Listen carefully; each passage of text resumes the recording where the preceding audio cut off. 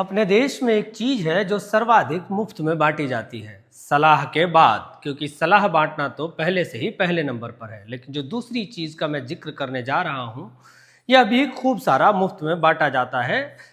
अपने देश का शायद ही कोई इलाका हो जो इससे अछूता हो। जी हाँ, मैं बात कर रहा हूँ पोस्टर, होर्डिंग्स, बैनर का।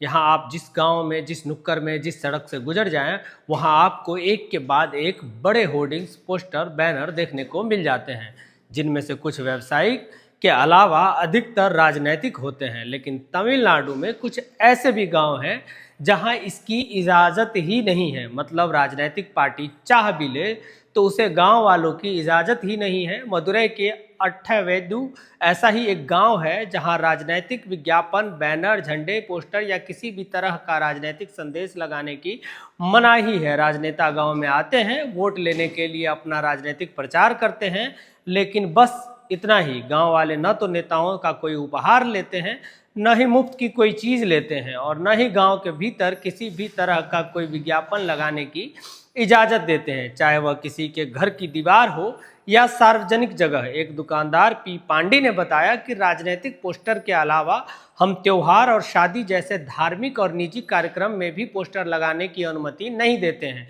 अगर कोई ऐसा पोस्टर लगा देता है तो गांव के बड़े बुजुर्ग उस पोस्टर को तुरंत हटवा देते हैं। उन्होंने आगे कहा कि राजनीतिक पार्टियां और अन्य लोग गांव के इन नियमों का सम्मान करते हैं। गांव के एक दूसरे व्यक्ति का कहना है कि हम लोग इन नियमों का पालन इसलिए करते हैं ताकि कोई भी व्यक्ति पोस्टरों और बैनरों पर लिखे प्रचार से प्रभावित न हो, न ही किसी झंडे के प्रति उसकी निष्ठा या झुकाव पैदा हो। जयराज ने कहा कि जब वोट डालने का समय आता है तो हर व्यक्ति गांव के बाकी लोगों के प्रभाव में आए बिना अपना फैसला खुद लेता है। जो लोग बाहर दूसरे शहरों और जिलों से गांव में वोट डालने आते हैं, वह भी इस नियम का पालन करते हैं। कितना शानदार और अजूबा है ना ऐसा गांव होना, जहां शुद्ध लोकतंत्र और सामाजिक सद्भाव, साथ ही एकता की एक अलग ही मिसाल पेश होती है। ऐसे ही रोचक खबरों के लिए देखते रहिए जनपद।